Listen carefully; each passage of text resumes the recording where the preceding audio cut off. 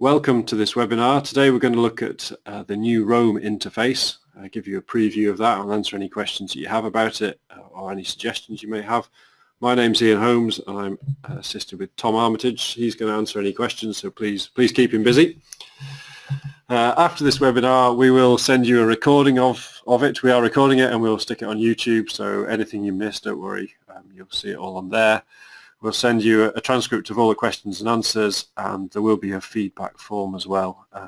The slides, actually, we go through some slides, they'll also go on the YouTube channel and our help pages, so you'll see them there. Before we go any further, it's really useful if we just run a quick poll so we can find out which institution, what your current status is at your institution, just so we know who we've got on the webinar today. So if you could just quickly answer this, so just share the results with you. Hopefully you can see we've got most support staff, some academics and some students. That's great, thanks very much for that. I'll just hide that. Okay, so why are we doing this? The main reason is to bring Roam bang up to date with the latest technology that's available. The added benefit of this is there's a whole raft of improvements to technology since it was last written, but also it gives us greater scope for improving the interface in the future, so it allows us some extra functionality that we can utilize in the future. We're also hoping that by doing this we're also going to make it more tablet friendly. The current interface does work okay on a tablet, but the new one will be a little bit better, and we are seeing more and more users access the system through a tablet these days. And finally, we're hoping that it will actually improve some of the performance as well. So that's a little quick introduction on why we're doing this. In terms of end users, what this actually means to you, the old and the new interface, we are going to replicate all the existing functionality in the new interface. So in terms of functionality, you shouldn't see a great deal of difference, but we will do some minor improvements. So I've mentioned there to remove some inconsistency. So some of the tools operate slightly inconsistently. We're trying to sort that out so that they're all the same. What I'll do in this webinar is we'll run through some of these changes where you're actually going to see some changes and talk about those in a bit more detail. A key thing to note is that both the old and the new clients are fully interoperable, so the same data is available in both systems. So if you look at the Ordnance Survey data in the new Roam client, you'll see it's just as up to date as the Ordnance Survey data in the existing Roam client, the old Roam client. And anything that you save in the new client will work in the old client and vice versa. So any annotations that you save, any MIME maps that you save, they'll all work across both clients, and we'll endeavour to keep that the same going through until the old client is turned off. The final note there is that we will run both the old Roam client and the new Roam client concurrently for a period of time. So even once all the new Roam clients have been released, we will keep them both running for a period, because we appreciate that some of the support staff that are attending today, you've probably got some lecture notes or resources created with screen grabs and things like that, and instructions in them, and obviously you need some time to update those. So we will run the two systems concurrently for a period. When we notice that usage of the old one has really died down, then we'll look to turn it off, and we will communicate that through our usual support channels at that point. Okay, before we jump into the actual Roam client, we're just going to run another quick poll just to see who's actually used it so far. So yeah, have you used the new Roam client, basically, yes or no? Okay, so I'm just going to close that and share the results. So the majority of people on the webinar today haven't used it. So it has been available for a few weeks now. We launched it originally as a beta release to site reps around about a month ago, and then a few weeks ago we launched it to all users. So it is available in the Ordnance Survey collection, and interesting that only a small proportion have actually seen it so far. Okay, so to jump into this, rather than go through slides, we're actually just going to jump into the actual application and go through it in a bit more detail. So for those of you that haven't seen it, this is in the Ordnance Survey collection on Digimap here. The existing Roam client's available here. The new one is this yellow button here. So if we just jump in there, it obviously looks very different. We've gone for a dark blue branding and it says beta at the top. It is still a beta release. I'll talk a bit more about timescales towards the end of this. But yeah. So this is what it looks like. The key thing here is that all the data that you see here, as I mentioned before, is exactly the same. So if I zoom in, it's all the same data, it's the same zoom levels, everything is the same as you get in the current Roam interface. The zoom controls are the same as well. So on the right hand side here, we've got our zoom to area button, we've got our zoom to max extents button, and we've got our zoom slider as well. So they're all the same as the current Roam client. Base maps are here now, and again they're just the same. So if we change the zoom level, you'll see the base maps update. So again, it's the same options at the same zoom levels. Our print window is the same. It obviously looks slightly different because we've got slightly different colors, but the layout and the functionality of it is just the same. This was one area where we've had to recreate it exactly as it is due to the complexity of the print options. So again, nothing's changed on this window, it just looks a little bit different. Now the main thing is that we've moved the majority of functionality into a sidebar, which is collapsed by default. So you expand the sidebar using this menu button here. It's called a burger menu because it looks as 3 stacked layers, somewhat like a burger. That's the programming term for it. So you can access this menu by opening and closing the menu using this menu button here. So by default, this menu is collapsed to maximize the screen area that you devote to the map, that we're devoting to the map, which is obviously the main function of Digimap. Now all the other options are available in here that currently exist in the sidebar. So the overview map, again, this is just the same. When you zoom in, the little box updates, so and the map data updates as well. The map content panel, it's the next one down here, this icon. If you're not sure what the icons are, if you close this, and then it does actually say what each of the icons are here, if we click on it again. So this is our map content. So it's our legend, and obviously it was a vector layer, it becomes an interactive legend, so you can turn items on and off. Again, the functionality of this is just the same. We've got the option to turn all layers on and off as well at the top, just like we do at the moment. Okay, that's our map content panel. The final one I just want to mention quickly is the map information panel. It's the bottom one here because it's still the bottom one. It's currently the bottom one in the existing Roam interface as well. Again, this information is set out just the same. So we've got our extents, we've got our projection, and we've got some coordinates. We have actually added lat long coordinates to this. So when you're moving your cursor around, we convert that into lat long. So that is a minor addition to that panel. Okay, so they're the things that are the same. Now we're going to talk about some of the improvements that we've made. Obviously the major thing here is we've moved a lot of information into this left-hand bar, this sidebar on the left-hand side here. The first thing, I'm going to close that just for now. First thing I want to mention is the search option. Previously when you clicked on the search button in the existing Roam client, you get a little pop-up and it gives you a bunch of options, and you've got a whole load of different input fields. What we've got here is a single unified field that lets you search for everything. So you can search for places. Let's search for Edinburgh, and it'll zoom to that and it gives you a little pin to show you where you are. But you can also put in road names. So if I search for Downing Street, I don't have to enter it into a different field. We split up the results, so now you see places at the top, streets will be lower down the list as well. You can also put your postcodes. This is a postcode of where we are. But also, interestingly now, you can also add your cursor coordinates. So I've got some cursor coordinates here for Ben Nevis. If I put these in, the map will zoom to that location.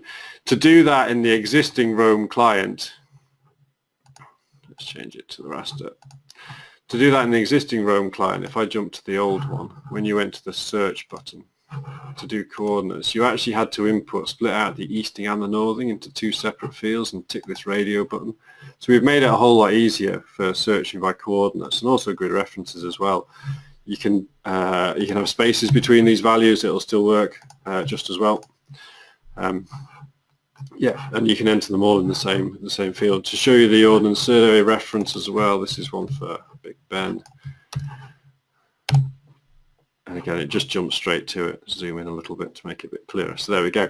So that's an improvement. So it's the same search results. Everything fires exactly the same. It's still searching the same way, and it will be the same results that you get in the existing system. It's just that we've amalgamated it all, so it all works off a single field. So it's easier for users to use.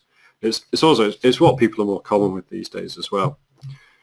So the second thing I wanted to talk about that we've changed a little bit was the My Maps area. This now lives in this section called My Maps in the menu. We've used this bookmark icon because that's, again, is something that people are familiar with from other systems. So in the existing live system, you get a little pop-up window, whereas now we've merged it all into this side panel, and we've got two tabs at the top. We've got an open one, so you can open an existing one, and a save one to save a new one. So on the open tab, we've got all my previous saved maps in here, and you can just click on this and it'll open. So there's a map of the buildings around here, highlighted in different colours. Yeah, and these work just the same. So if you do save a new one, if I save one just now, I'll just call it webinar, press save, and if I go to the old Roam client, just to show you that these two things are completely interoperable, if I go open saved maps, you'll see I've got the one called webinar that I've just created, and if I click on it, it zooms to the same area with the same features, the same annotations on top there in the same colours. Okay, and save maps work the other way around as well if you save them in the old existing Roam client. Okay, the next one down in this menu bar on the left-hand side here is the overlays panel. Again, we just have the one overlay, just as we do in the existing system in the Ordnance Survey collection. I'll zoom out a little bit. Let's put the 50k raster on, and we turn the hill shading on. You can see a bit of relief around Arthur's seat here. The key thing here is we've actually, by moving this into the panel, we've generated a whole load of space here. So we've got the option now to add lots more overlays into this system, and that's something that we're going to look at in the short to medium term. The next button down here on the left-hand side is our annotations area.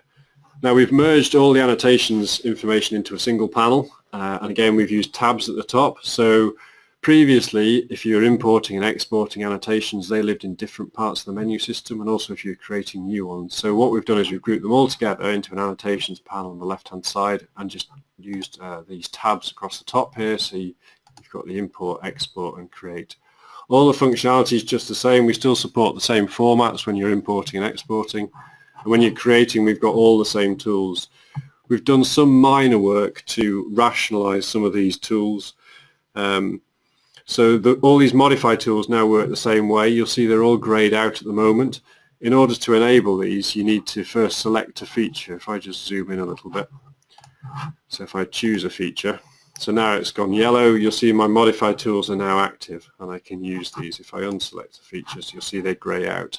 Some of these tools in the existing interface work slightly differently, so you didn't have to always select a feature to be able to modify it. You could just select the tool first. So we've taken the opportunity to rationalize this and make them all consistent so they all behave the same way. One of the other sort of changes we've done is to this modify tool here, where you modify a feature. In the existing client, we actually show you all the vertices, and for a complex feature this can be really, really hard to see where things are. We show dark grey dots where the vertices are and light grey dots for intermediate vertices which you can create.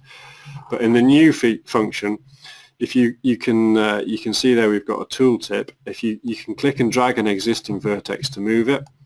There's obviously no vertex anywhere in the middle here, but there's nothing to stop you from editing this, and you can move the line wherever you choose. To show you what I mean from the existing Roam client, if I do the same thing in here, open up the annotation tools, go to the modify tool, you'll see what I mean now by the vertices. Previously we highlighted these, and the dark grey ones were actual vertices and the light grey ones were sort of pseudo vertices that you could create. So you had to click and drag these. You couldn't just drag the yellow line. It didn't do anything. It drags the map, as you can see. So hopefully we've made that a bit more intuitive, that you can just click and drag anywhere on here and it will create the features for you. You can also delete vertices by shift and click on the feature. Put that one back. So that's a slight change to the modify tool there. At this point, it's probably worth mentioning that we've added these tooltips. You'll see that the tooltip says click and drag to modify the outline of a feature, and a bit more information there. Some of the tools, they obviously work differently. If we do a rotate feature, you'll see we've got a slightly different tooltip, a move feature, click and drag to the selected features. So we've tried to add some more informative information on here. So this again makes it more tablet friendly, because previously we have tooltips on the actual buttons, but you can't access those on a tablet in a tablet environment. But now by adding the tooltips, the user sees what they're doing. So if you're digitizing a new feature, it tells you click to start drawing, and then it says double click to stop drawing. You'll see that the tooltip changes. So that's hopefully a bit more use to some of the people that use the system.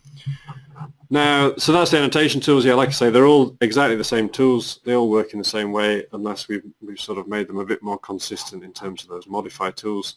The next panel down here is our measurements tools, and there have been a couple of changes in here. It's now possible that you can have multiple measurement tools at any one time. Previously, you could only measure one thing at once. So if I want to measure the area of a building, I'll measure this particular feature here. Double click to finish gives me the area. Now I want to measure the area of this building.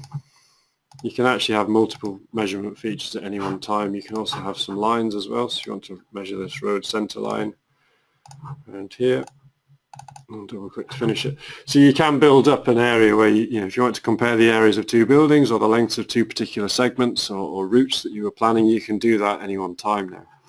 And you've got the option to delete them all. The other thing to note is that we display both metric and imperial units. So in the panel on the left-hand side here, whilst the feature is labelled in the actual map, and the panel on the left-hand side, the last feature you created is displayed in both metric and imperial units, and the same is true for areas. So if you digitize an area, you see on the map we label it with the metric units, but in the panel we label it with the imperial units as well, so that information is available. And obviously, to make it easy, we can delete them all. Get rid of them. Yeah, the only change, so the final panel on the left-hand side here was the map information panel, and I've already mentioned the only change here was that we've added this lat-long coordinates panel information to this panel, so that you can see the area. So for marine information, it's obviously very useful, but sometimes people are interested in the lat-long as well. Things like Google Maps use that for navigation as well, which is good. Okay, so that's all I really want to show you. They're the main sort of changes to the system and how it all works and hangs together. In terms of time scales, where we're at the moment, obviously the Ordnance Survey Roam client is available in beta, and we are looking to do another release of that tomorrow, an updated version of it. It will still be a beta release, it's not the final version, but we are looking to do that tomorrow, so there should be, you should notice a few more, potentially some more things coming in there. It's worth having a look. In a couple of weeks we are looking to do a first beta release of all the other Roam clients, so the Roam clients for every other collection Digimap, and then with a view to doing a final release of these at the end of November, start of December. It's worth mentioning that all these dates are subject to change, obviously, as our developers are continuously working on this. If they come up against any tricky issues, then they may well delay a little bit, but we are trying to get this out before the end of the year. Once the new Roam client's out for all the collections, we will run them, the two things concurrently, as I said before, so that staff and students have got time to get accustomed to the new interface and also update any teaching resources that they may have. And once we notice that usage of the the old existing Roam client reduces, we will look to turn that off. But again, we will communicate this to people so that there's plenty of notice, and yeah, you're all fully aware, and if that's a problem, just please get in touch with us, and we'll see what we can do to accommodate that. So yeah, really that's all I wanted to sort of talk about today. Obviously we would welcome any feedback that you have on the new interface. Feel free to have a look. It's available there now for everybody that subscribes to the Ordnance Survey collection, and we'll add the other Roam clients in the next few weeks to the other collections. We have had some feedback from existing users. One of the first comments we had was around the view names. You'll notice in the current Roam client, we actually have this view name displayed top left.